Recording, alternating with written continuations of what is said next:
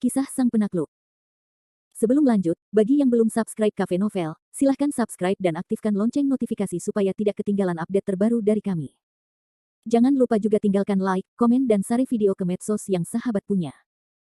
Oke lanjut.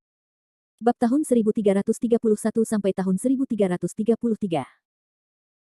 Di sini, Kevin Ye, Ouyang Tian, dan Michael Liu saling memandang. Pada saat ini, Kevin Ye juga sedikit bingung. Dia berpikir, Zhang Zaolong baru saja pergi. Bahkan jika dia ingin membalas dendam, dia tidak akan datang secepat itu. Jelas, Kevin Ye tidak percaya bahwa Zhang Zaolong memiliki kemampuan aksi yang kuat di Linhai. Akhirnya, mata Kevin Ye jatuh pada Ouyang Tian. Namun, saat ini, Ouyang bukanlah lawan yang baik hati di bawah kemanusiaan. Panik apa panik, tidakkah kau melihat Ye Sao di sini, tidak ada aturan dan tidak ada aturan. Namun, tetapi tuan rumah, sungguh sesuatu telah terjadi. Sebaiknya kau menanganinya sendiri, atau kau harus bertarung. Tampaknya orang itu dirasuki oleh roh jahat, dan dewa sedang terburu-buru untuk memajukan jalannya. Apa masalahnya? Aku akan makan lebih sedikit dengan Ye sekarang. Aku tidak berminat untuk menangani hal-hal sepele itu. Sulit bagimu untuk meminta manajer lobi untuk menanganinya. Ouyang Tian sangat tidak senang dan berkata, Manajer Tang telah meninggal, tetapi pihak lain benar-benar bukan siapa-siapa. Aku khawatir dia tidak bisa mengatasinya. Melihat bahwa penjaga keamanannya sendiri begitu, keras kepala, Ouyang Tian tidak punya pilihan selain menatap Kevin Ye dengan mata sedih. Kevin Ye sangat tertarik dengan antek kecil Ouyang, apa yang terjadi? Katakan saja pelan-pelan. Jangan khawatir. Ye Sao, ya, benar. Baru saja, ada konflik di kotak biru di langit. Mereka akan bertarung. Mendengar omong kosong ini, Kevin Ye terdiam beberapa saat, dan terus bertanya, bagaimana kalian bertarung, karena apa? Sepertinya ada sepasang pria dan wanita yang sedang kencan buta di kotak itu. Wanita itu tampaknya tidak menyukainya. Orang itu bertengkar beberapa patah kata, dan kemudian mendengarkan kata-kata penjaga keamanannya sendiri, Ouyang Tian marah, aku berkata Yang Xiu, apakah kamu terlalu lama merentangkan tanganmu? Aku sudah mengatakannya berkali-kali sebelumnya. Biarkan para tamu menyelesaikan masalah mereka sendiri. Gedung Sarjana nomor 1 kita hanyalah sebuah restoran, bukan kantor polisi, dan tidak bertanggung jawab untuk memediasi perselisihan. Ya, tetapi kepala keluarga, identitas gadis yang menabrak seseorang itu agak istimewa. Kalau tidak, sebaiknya kau pergi ke sana sendiri. Yang Xiu berulang kali meminta Ouyang Tian untuk pergi ke sana, dan dilihat dari suaranya yang terbata-bata, tampaknya identitas gadis itu tidak sederhana. Namun, Ouyang Tian sedikit bingung saat ini. Dia berkata dalam hatinya, siapa yang suci? Dia mengalahkan orang-orang di gedung nomor 1 dan meminta dirinya untuk pergi ke sana secara langsung. Sebaliknya, Kevin Ye, dengan senyum di wajahnya, tampaknya telah mengetahui sesuatu. Dia berkata kepada Ouyang, kalau tidak, kita akan pergi dan melihat-lihat. Kita akan menonton kesenangan. Bagaimanapun, kita akan menganggur. Kevin Ye berkata demikian, Ouyang Tian secara alami tidak berani menentang maksudnya dan mengangguk tanpa suara. Kemudian beberapa orang bangkit dan dipimpin oleh Yang Xiu sampai ke pintu kotak biru. Namun, sebelum memasuki kotak, Ouyang Tian mendengar suara berisik dan berteriak di dalam kotak, gadis kecil film, kamu cukup berani untuk mengatakan bahwa aku belum selesai denganmu hari ini. Juga, Qin Fen, aku rasa kau tidak ingin terlibat dengan Lin Hai. Pernikahan hari ini merupakan pukulan telak. Utang busukmu sendiri akan diselesaikan sendiri. Kakak Huang, jangan, Kakak Huang, kau lihat, kita sudah berteman selama bertahun-tahun. Kau bisa membantuku. Kau harus membantuku kali ini. Anak itu tidak berakal sehat, Kakak Huang, jangan berdebat dengannya. Kemudian suara menghina seorang pemuda terdengar lagi, tidakkah kau mengerti?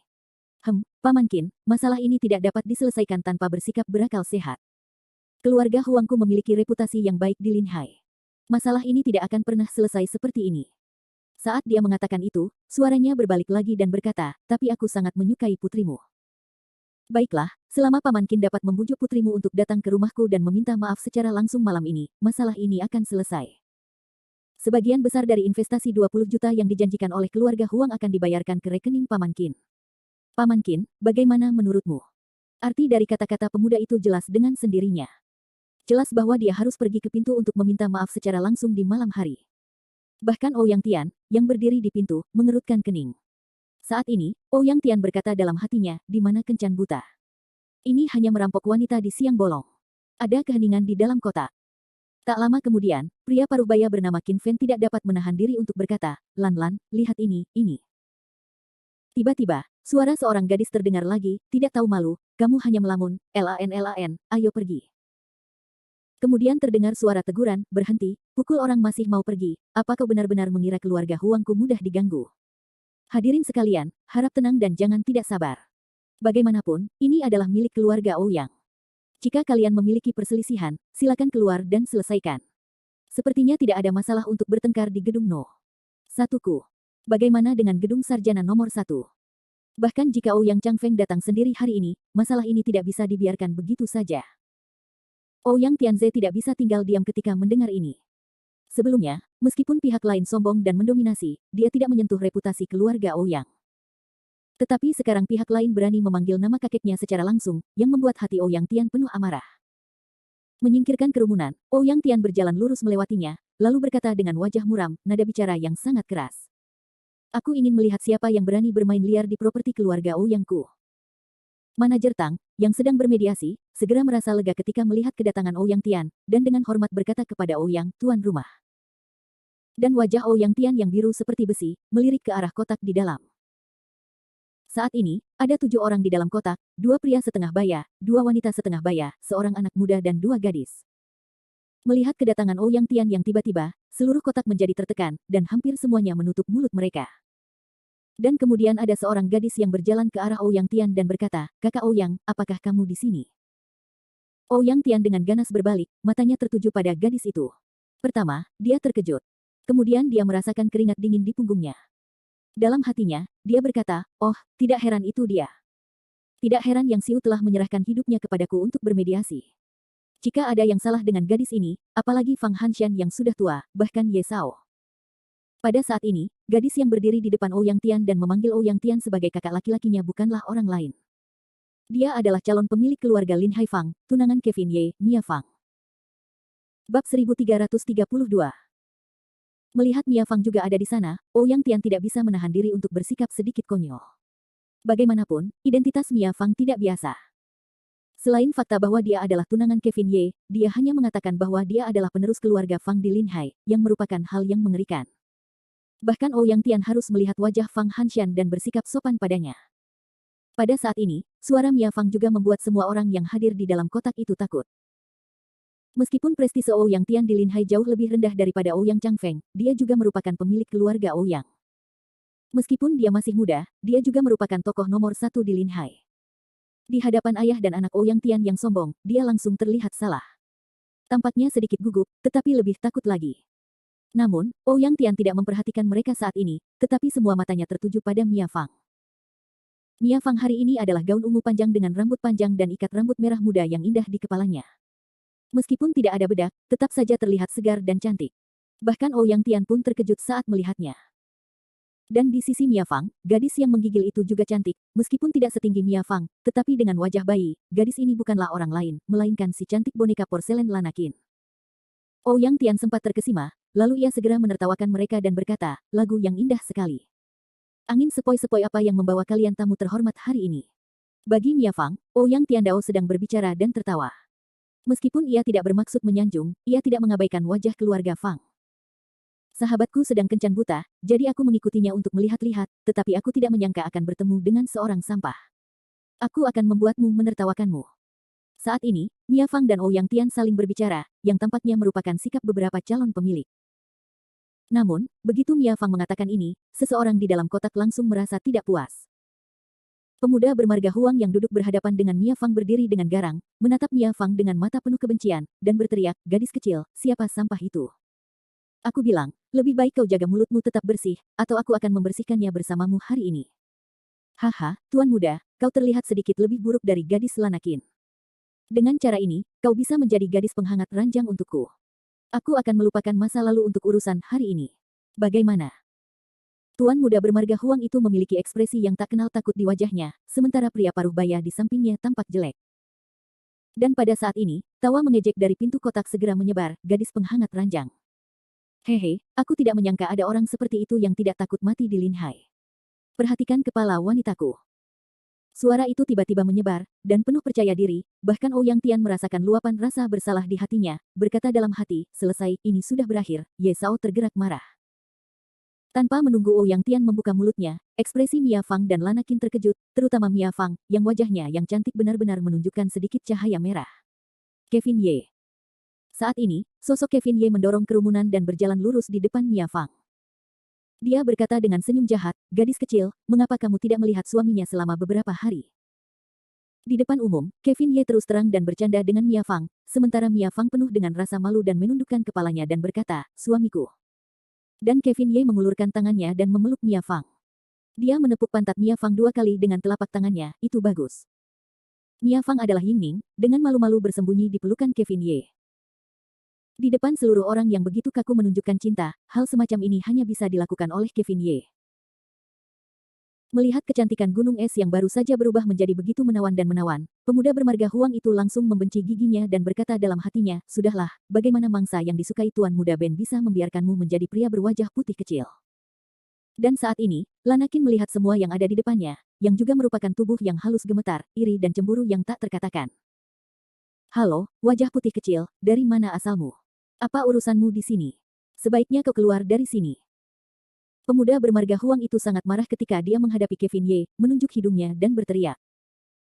Saat ini, Kevin Ye hanya mendengus dingin dan berkata, "Hanya saja kamu tidak memfitnahku dan membiarkan menantu perempuanku menjadi gadis ranjang hangatmu, kan? Bagaimana dengan tuan muda ini? Katakanlah wajah putih kecilmu, tuan muda ini tidak hanya ingin dia menjadi gadis ranjang yang hangat, tetapi juga membuatmu menjadi orang yang tidak berguna. Membuatku menjadi orang yang tidak berguna." Kevin Ye tertawa dengan senyum yang cemerlang.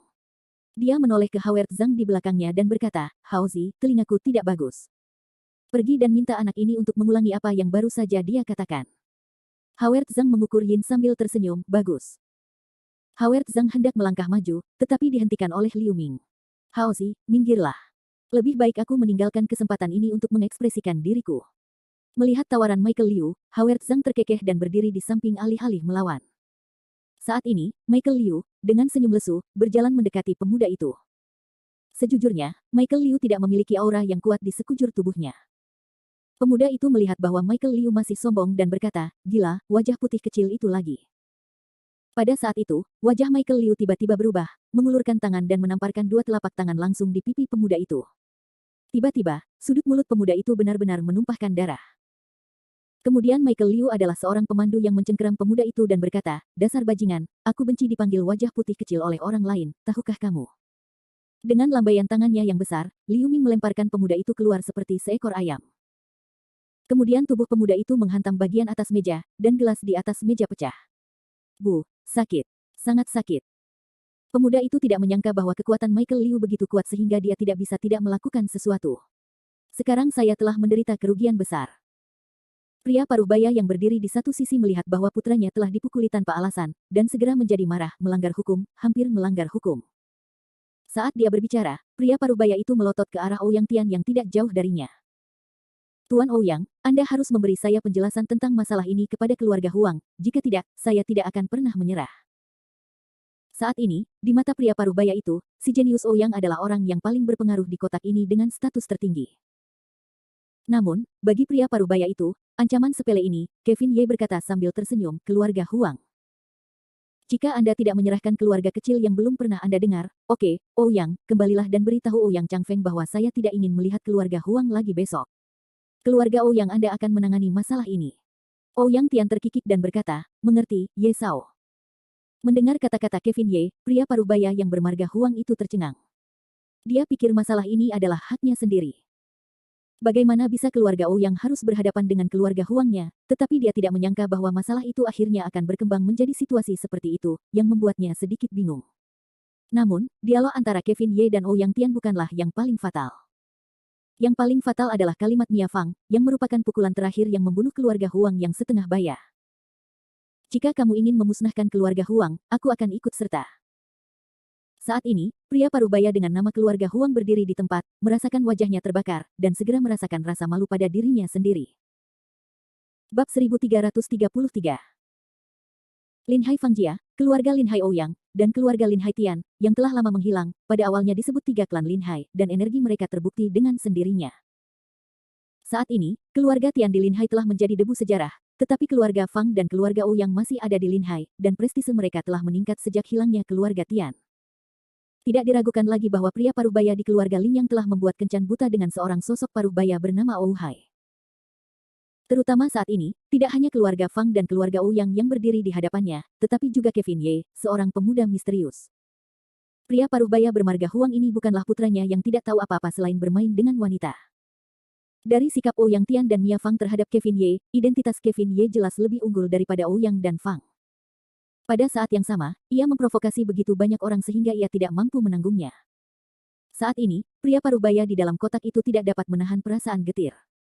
Namun, jelas, orang ini tidak bodoh. Dia tahu bahwa dia harus mengikat lonceng untuk menyingkirkan lonceng itu, jadi ketika Ouyang Tian dan Mia Fang siap untuk bergandengan tangan untuk membiarkan keluarga Huangnya menghilang, dia segera membuat sikap yang tidak bersemangat. Sikap ini bukan untuk orang lain, tetapi untuk Kevin Ye. Saat ini, pria paruh baya itu agak patuh. Dia berjalan ke sisi Kevin Ye dan berkata, "Anak yang mana kamu?" Jelas, identitas Ouyang Tian, kepala keluarga Ouyang, tidak sederhana. Melihat pria paruh baya itu, Kevin Ye tidak berbicara. Dia hanya mencibir dan berkata, "Huang Yulong, kamu baru tahu jika sudah terlambat untuk takut. Namun, tidak apa-apa untuk memberitahumu. Ini adalah putra keluarga Ye, ibu kota kaisar, yang berdiri di depanmu." Mendengar 4 kata ini, Huang Yulong hanya merasa kulit kepalanya mati rasa dan matanya hitam. Apa ibu kota kekaisaran keluarga Ye? Itu adalah keluarga emas paling kuat di seluruh timur, belum lagi Huang Yulong kecilnya. Bahkan jika dia adalah 8 panglima perang besar di selatan sungai Yangtze, dia harus menundukkan kepalanya dan memanggil tuannya ketika dia bertemu keluarga Ye. Saat ini, Huang Yulong mengerti mengapa Ouyang Tian akan patuh pada pemuda seperti itu. Ternyata pihak lain memiliki latar belakang yang hebat. Berdiri di depan Kevin Ye, dia takut selama beberapa menit. Saat ini, Huang Yulong harus bersujud padanya. Bagaimanapun, sebagai ibu kota kekaisaran keluarga Ye, dia tidak pernah berani menghadapinya. Pada saat itu, Huang Yulong berlutut di tanah dengan senyum kaku dan berkata, "Awalnya, itu adalah putra dari keluarga Ye. Akulah yang memiliki mata dan tidak mengenal gunung. Aku meminta Ye Sao untuk tidak mengingat penjahat itu. Jadi, bersikaplah seperti kentut dan biarkan aku pergi. Aku berjanji bahwa di masa depan, aku tidak akan pernah menyentuh wanita Ye Sao lagi." Huang Yulong benar-benar keras pada dirinya sendiri, memohon belas kasihan sambil bersujud kepada Kevin Ye. Melihat pemandangan ini, hati Kevin Ye sebenarnya sangat meremehkan, tetapi dia tidak bermaksud bertengkar dengan Huang Yulong. Itu hanya sekelompok semut. Bahkan jika dia membunuh keluarga Huang, itu belum tentu masalah gengsi. Namun, langkah Huang Yulong untuk membiarkan Qin Fen di satu sisi mengejutkan. Untuk mengetahui bahwa Huang Yulong di depan Qin Fen sama sekali bukan tuan dua, cukup kuat untuk tidak lagi kuat. Namun, Qin Fen tidak pernah membayangkan bahwa suatu hari dia, Huang Yulong, akan rendah hati kepada orang lain dan bersujud memohon belas kasihan. Dan di sisi lain masih seorang pemuda, yang membuat Qin Fen menatap mata Kevin Ye dengan ketakutan yang mendalam. Sambil berteriak panjang, Kevin Ye melambaikan tangannya ke Huang Yulong, yang telah bersujud sepanjang waktu, keluarlah dengan... Sambil berteriak panjang, Kevin Ye melambaikan tangannya ke Huang Yulong, yang telah bersujud sepanjang waktu, keluarlah dengan putramu, jangan biarkan aku melihatmu lagi. Mendengar kata-kata Kevin Ye, Huang Yulong, jika diberi amnesti, awalnya tertegun sejenak, dan kemudian buru-buru berkata, "Terima kasih Ye Sao, terima kasih Ye Sao." Saat dia berbicara, Huang Yulong bahkan tidak berani menatap Kevin Ye. Dia membawa istri dan putranya dan bergegas keluar dari kotak gedung sarjana nomor 1 dengan napas seolah-olah dia sedang melarikan diri. Punggungnya bahkan lebih memalukan daripada seorang pengemis. Untuk keputusan Kevin Ye, Mia Fang tidak memiliki pendapat. Dan Ouyang Tian terkekeh dan berkata, "Ye Sao, apakah terlalu murah baginya untuk membiarkan orang ini pergi seperti ini?" Kevin Ye hanya menyipitkan matanya dan berkata, "Pergi dan pergi. Itu hanya keberadaan semut. Tidak ada artinya membunuhnya." Setelah itu, Kevin Ye menggendong Mia Fang di tangannya, dan matanya tertuju pada tubuh Lanakin, "Lan, apakah kamu bebas?" Mendengar panggilan sayang Kevin Ye, Lanakin tidak kembali ke pikirannya untuk beberapa saat, hanya dan kemudian sepasang mata besar berkedip pada Kevin Ye. Kevin Ye melanjutkan, "Datang dan minumlah di kotak kami jika kamu punya waktu." Oh, bagus. Penampilan Lanakin agak ragu-ragu, tetapi dalam hatinya sangat senang. Setelah berbicara dengan Lanakin, Kevin Ye tidak mengatakan apa-apa, tetapi membawa Mia Fang, Howard Zhang, dan Michael Liu pergi. Dari awal hingga akhir, Kevin Ye tidak pernah melirik pasangan Qin Fen. Bagi Kevin Ye saat ini, menjadikan putrinya sebagai alat tawar-menawar untuk kesuksesan karirnya adalah orang yang paling dibenci dan dibencinya. Oleh karena itu, dia tidak memiliki kesan yang baik terhadap Kevin Ye, pasangan Qin Fen. Saat ini, Mia Fang terus bersandar di lengan Kevin Ye, dan matanya yang indah tidak pernah beralih dari tubuh Kevin Ye sejak Kevin Ye muncul. "Mia Fang, mengapa kamu menatapku seperti ini?" Kevin Ye tertawa dan bernyanyi untuk Fang Miao. Obsesi di mata Mia Fang berubah menjadi kepahitan dalam sekejap, apa yang kamu katakan? Sambil berbicara, tangan giok Mia Fang dengan lembut memutar tubuh Kevin Ye dan berkata, dasar orang jahat, akhir-akhir ini kamu tidak pergi ke sekolah dan tidak datang ke rumahku untuk mencariku. Kalau tidak bertemu denganmu di sini, apakah kamu tidak akan datang kepadaku? Mengetahui bahwa Mia Fang sedang memainkan temperamen anak-anak, Kevin Ye hanya tersenyum tipis, ada banyak hal baru-baru ini, jadi. Permisi. Sebelum Kevin Ye selesai, Mia Fang berkata dengan tergesa-gesa. Sementara Kevin Ye dan Mia Fang saling menggoda, sesosok tubuh bergegas naik dari bawah gedung lagi. Orang itu berlari sepanjang jalan ke arah Ouyang Tian.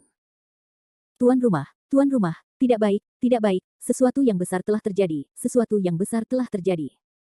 Jalan melankolis Ouyang Tian dalam hatinya, sudahlah, ini belum berakhir. Saat ini, Kevin Ye, Ouyang Tian dan yang lainnya belum kembali ke kotak mereka sendiri, masih berdiri di koridor gedung sarjana nomor 1. Melihat pelayan keluarga Ouyang yang tergesa-gesa dan panik, Michael Liu tidak bisa bernapas lega, yah, sepertinya makanan ini tidak bisa dimakan lagi. Aku hanya ingin makan makanan sederhana. Mengapa begitu sulit?